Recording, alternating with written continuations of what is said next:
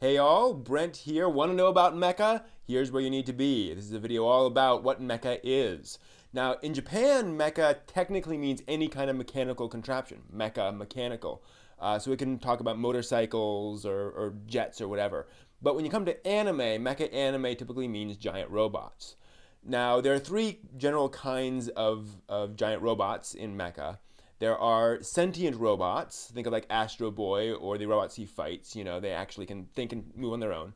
Then there are unpiloted robots, think of like Gigantor or the other, like the Giant Robo, things like that, where there's, a kid with like a watch or some little controller thing that controls some big giant robot, makes it punch. And then there are the piloted robots, which is what almost all mecha are today. Think Gundam, Macross, Evangelion, Robotech.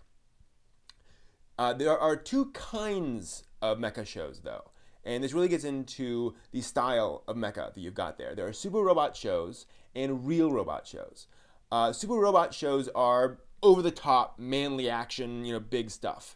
You can think of Mazinger, Get a Robo, things where I will defeat you with the spirit of my spirit or whatever. Big O is a good example of that.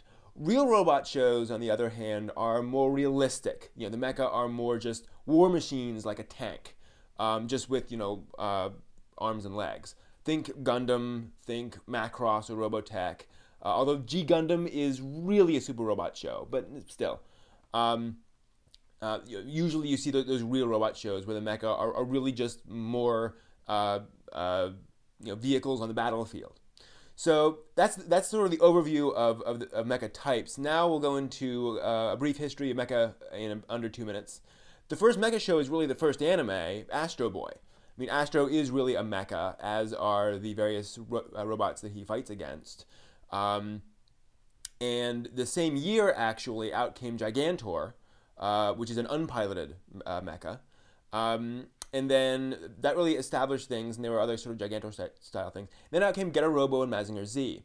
And shows like that, Go Nagai did a lot of these shows of giant robots that sort of often fuse together, and they're always piloted by spirited young teenagers and or older teenagers, whatever. And usually a manly man and a fat guy and a cute girl in pink.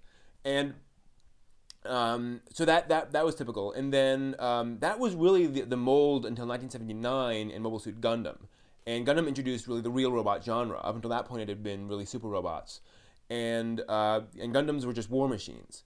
So you had that, and then a couple of years later, Macross came out, which would then become part of Robotech, and in that the mecha are more flashy. They're definitely pretty to look at, but they're still more war machines. They're basically F-14 jet fighters that turn into giant robots.